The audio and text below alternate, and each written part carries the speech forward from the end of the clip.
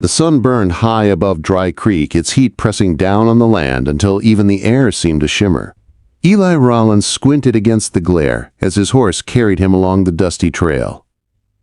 The animal's hooves struck the dry earth, kicking up red dust that clung to his worn chaps, his faded shirt, and the sweat on his skin. He had been riding since dawn from his ranch 40 miles north.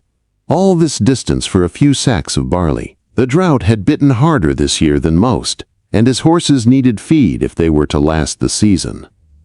Town was the last place Eli wanted to be, but necessity had made the decision for him. Dry Creek appeared at last, rising from the desert like a row of tired bones. The false-fronted buildings leaned under the weight of the sun, their paint peeling, their signs faded. A few horses stood tied to hitching posts with heads hung low. The air stank of dust, sweat, and sour whiskey drifting out from the saloon. Eli swung down in front of Morrison's general store, tied his horse, and patted its hot neck. "Won't be long, boy," he muttered. Inside, the air was cooler, but heavy. Wooden shelves sagged under bolts of cloth, jars of beans, boxes of ammunition, and tools. Chester Morrison, the storekeeper, was talking to two ranchers by the counter. "I told her last week, no more credit," Morrison said loudly, puffing up with self-importance. "A woman's got to learn to manage better. That Miriam Harper's always been trouble. Tom Garrett sneered trouble before her husband died, and worse after," another added. Eli stepped forward, keeping his voice steady after noon. "I'll take 3 sacks of barley," Morrison looked up, his grin turning into a merchant's smile. "Eli Rollins. Haven't seen you in town for months. That'll be $12. Eli laid down the bills, but before Morrison could count them, the bell above the door rang. Conversation fell silent. A woman stepped inside, and the air itself seemed to grow heavy. She was younger than Eli expected, perhaps 25. Her dark hair was pulled back in a plain knot. She wore a faded calico dress mended more than once, but her back was straight and her chin lifted with a dignity that dared the room to break her. "Mr. Morrison." She said softly, "I need flour, salt, and a tin of lard." Morrison's face hardened. "Cash up front, Mrs. Harper." "You know that." She opened her small purse and placed coins on the counter. Eli could see from where he stood that it wasn't enough. Morrison counted them slowly, dragging out her shame. "This will cover half the flour," he said, voice thick with satisfaction. "No salt, no lard." "Then I'll take what it covers," she answered, though her hands trembled. Tom Garrett smirked. "Maybe you should consider other ways of earning money. Widow's got to make her way somehow." Eli watched as Miriam Harper turned on him, fire flashing in her dark eyes. "I manage honestly, Mr. Garrett, which is more than some can say." "Honest women don't poison their husbands," the other man muttered, just loud enough to be heard. The words fell like a stone. Miriam's face paled, but she held her ground. "My flour, Mr. Morrison." Morrison leaned forward, cruelty curling in his smile. "Prices have gone up. Those coins might buy you a cup of flour." If that Eli's jaw tightened. He stepped forward and laid 2 silver dollars on the counter beside her coins. "Add what the lady needs to my order." The room froze. Miriam turned to him, pride warring with desperation in her eyes. Up close, Eli noticed the hollows in her cheeks, the neat patches in her dress, the worn leather of her boots. "I can't accept," she whispered. "You're not accepting," Eli said calmly, keeping his eyes on Morrison's store. "Made an error in my favor last time I was here. This squares us. Isn't that right, Morrison?" The storekeeper flushed but nodded, unwilling to challenge Eli's steady gaze. Miriam's voice shook, but she held it steady. "Flour, salt, lard, and a small bag of sugar, if it's not too much. For my daughter, whatever she needs," Eli said. He turned away, giving her the dignity of not watching as Morrison filled her order. The room stayed silent, but Eli could feel the men's stares heavy on his back. He'd marked himself now. He'd stood with the town's outcast. When Miriam's packages were ready, she paused beside him. "Thank you," she said quietly. "I'll repay you somehow." "No need, ma'am," Eli replied, touching the brim of his hat. For a moment, she searched his face as though expecting the hidden price that often followed kindness. Finding none, she left with her head held high. Eli watched her through the window as she walked down the street, small frame burdened by parcels and heavier still by the town's judgment. "You've made a mistake," Morrison muttered. "That woman's nothing but trouble." Eli picked up his barley. "Seems to me, a woman trying to feed her child isn't the one making trouble." Outside, the sun was beginning its slow drop toward the horizon. Eli mounted his horse, ready to head north.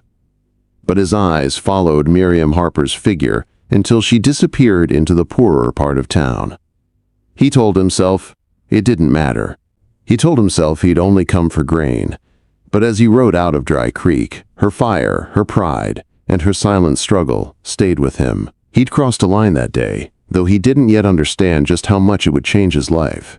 And 3 days later, when Eli Rollins found himself turning back toward that widow's broken farmhouse with a small sack of seed corn in his saddlebag, he stopped pretending. Something had shifted, something he couldn't ride away from anymore.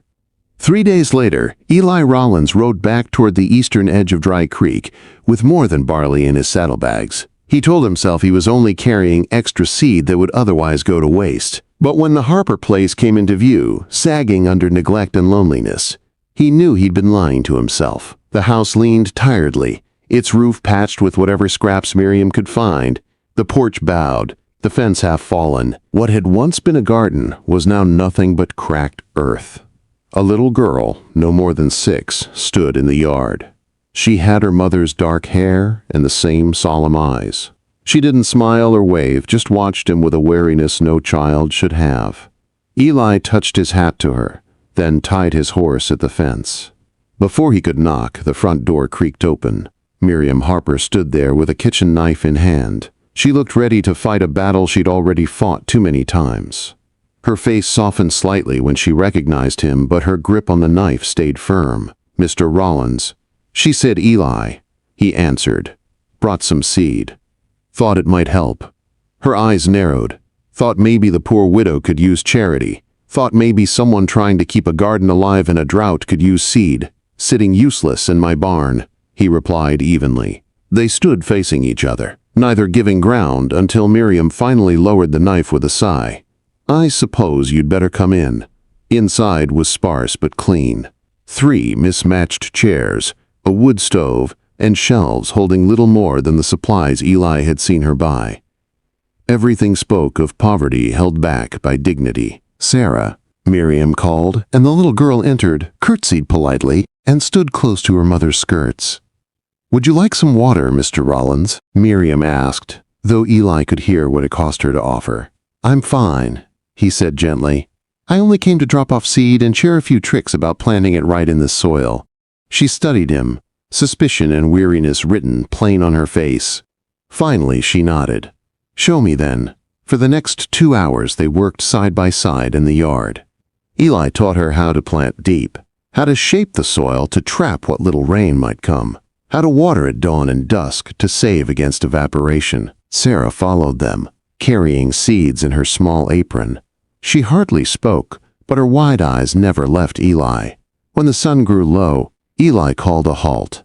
He noticed the way Miriam swayed, exhaustion pulling at her, though she never once complained.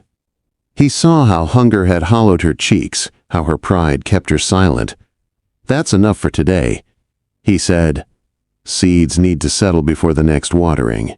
Miriam wiped her brow with a dirty sleeve. "I don't know how to thank you." "No thanks needed. Just neighbors helping neighbors." She laughed bitterly. "Neighbors? You're the only man in town willing to be seen here." Eli didn't answer. He just gathered his tools and headed for his horse. As he swung into the saddle, Sarah stepped forward. Her small face was solemn. "Mr. Cowboy," she asked. "Yes, miss." "Are you a good man or a bad man?" "Sarah!" Miriam's voice was sharp with embarrassment, but Eli only looked at the girl. "I try to be good." He said honestly, "Don't always succeed." "Why do you ask?" The child's voice was quiet, but steady. "Mama says good men don't hurt little girls." But the men in town say bad things to Mama.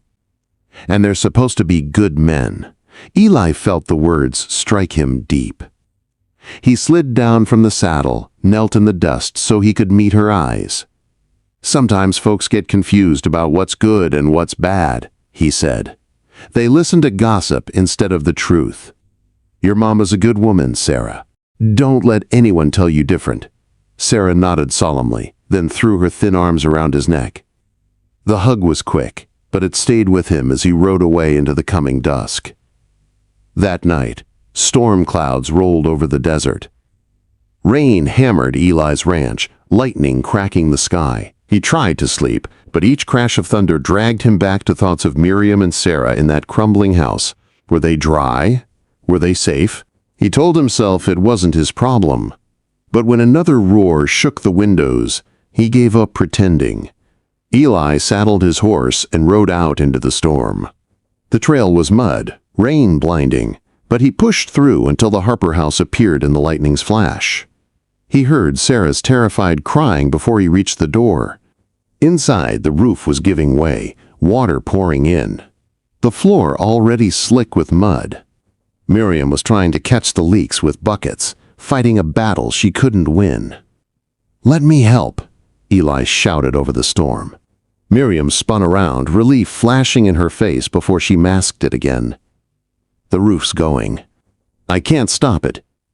"Get what you need," Eli ordered. "We're moving to the barn." She didn't argue. Grabbing what dry provisions she could, she shoved clothes into a sack. Eli scooped Sarah into his arms, the child clinging to him, her sobs breaking his heart. The three of them stumbled through the rain to the barn, barely making it before another section of the roof collapsed behind them.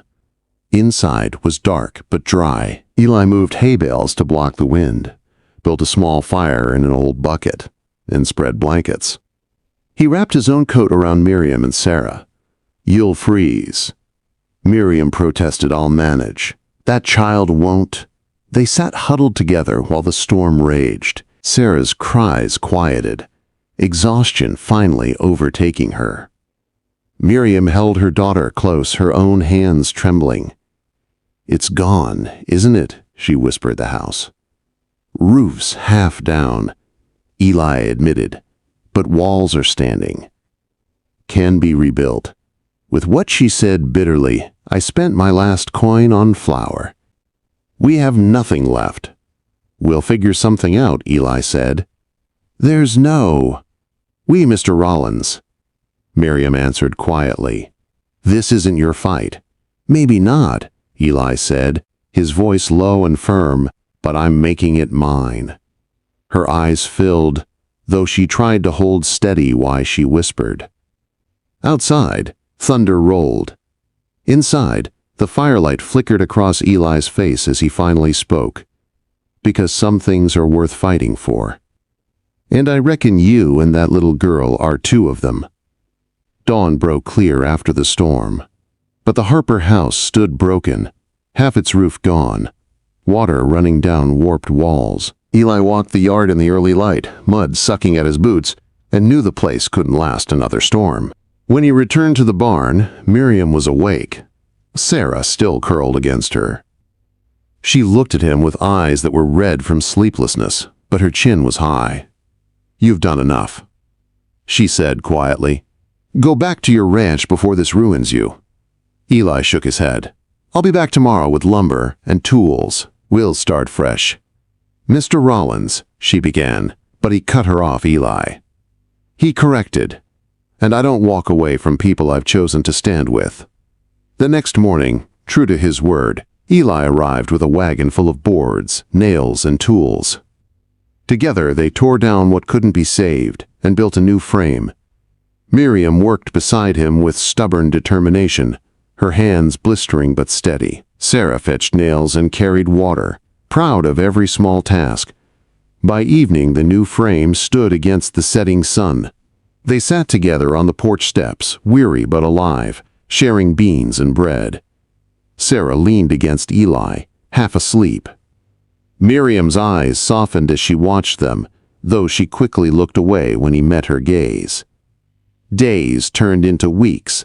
The house took shape again. Each nail driven, each shingle laid seemed to bind them closer. Eli felt it in the way Miriam sometimes smiled without meaning to, in the way Sarah laughed louder when he was near. The town, though, saw it differently. One hot afternoon, 3 riders appeared: Sheriff Watson, Tom Garrett, and Pike Stevens. They reined up at the gate, faces dark with judgment. Rollins, the sheriff, called folks are talking. A single man spending his days at a widow's place ain't proper. Eli rested his hand on his hammer, close enough to his Colt. Seems to me fixing a roof is proper work. Garrett spat tobacco. She poisoned her husband. Everyone knows it. Miriam stepped forward then, her dress patched but her posture proud. Everyone knows lies, she said sharply, and no one lifted a finger when this storm left my child with a leaking roof. Mr. Rollins did. If that shames you, then it's your shame, not ours.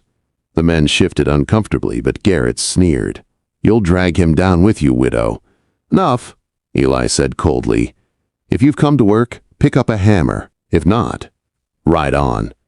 They left with muttered threats, but the warning was clear. Trouble would come. It came weeks later in the form of 5 men, half drunk and spoiling for a fight. They caught Eli in town, shouting about the witch widow and Rollins playing husband where he shouldn't. The first punch split his lip. The second doubled him over. But Eli was no stranger to brawls. He fought back hard, putting 2 men down before the sheriff's shotgun blast broke it up. You've chosen your side.